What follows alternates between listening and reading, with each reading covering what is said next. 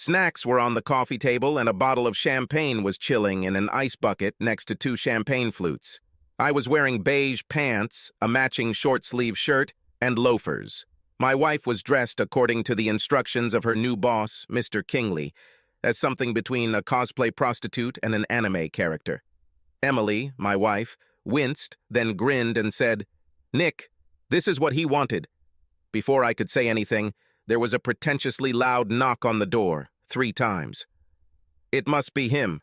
You better open the door for him." Emily looked down.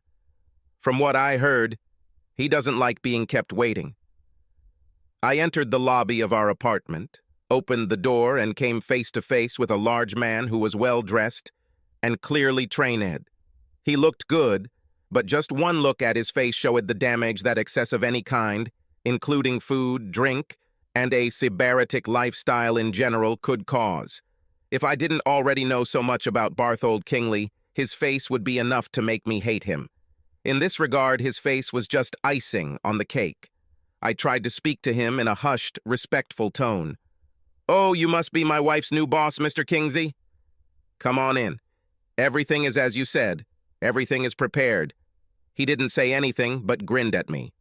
Well, I will survive.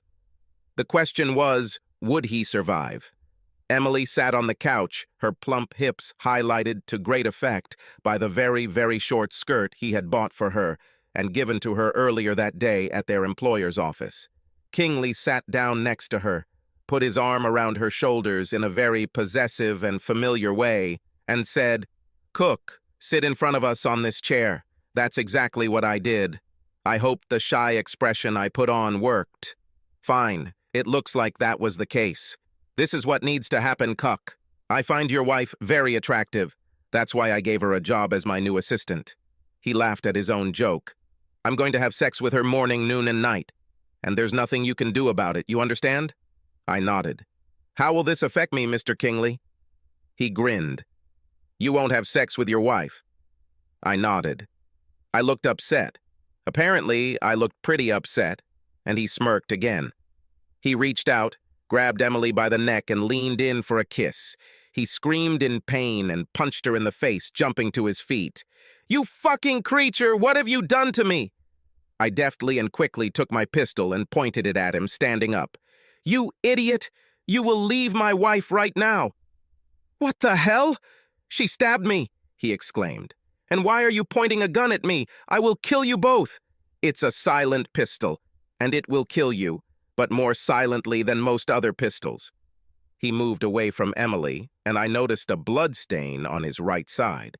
Yes, she really stabbed you. She used an ice pick. Not the climbing ice axe used to kill Trotsky, but the bartender's modified ice axe. He shouted, I don't give a damn about fucking history lessons. I'm going to call the police on you two psychos. I shook my head. In fact, no one will call the police. You see, my wife's name isn't actually Ashley Jones, and she's not actually a secretary. We are a team of hitmen, husband and wife, and we have been given a contract to eliminate you. His face turned pale. But why? What have I ever done to you? I shrugged. Nothing. But it's not that. We were hired to bring you down because of what you did to someone else. While this was happening, Emily tied his hands with plastic police-style ties. To whom? Why do they want me dead? Emily spoke. Do you remember the job you got as a manager at Cranbrook's a few years ago? There you also pulled off your cuckold trick. But the girl you were targeting, Liz Foster, felt so guilty about helping you turn her husband, Tim, into a cuckold that she had a nervous breakdown and ended up in a mental hospital, leaving Tim to look after their 3 children, who are under 5 years old. But I never forced her to do this. And why does Tim want to finish me off? I intervened.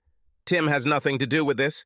Liz's father is a rich man, and he hired us because of what you did to his daughter, son-in-law, and grandchildren.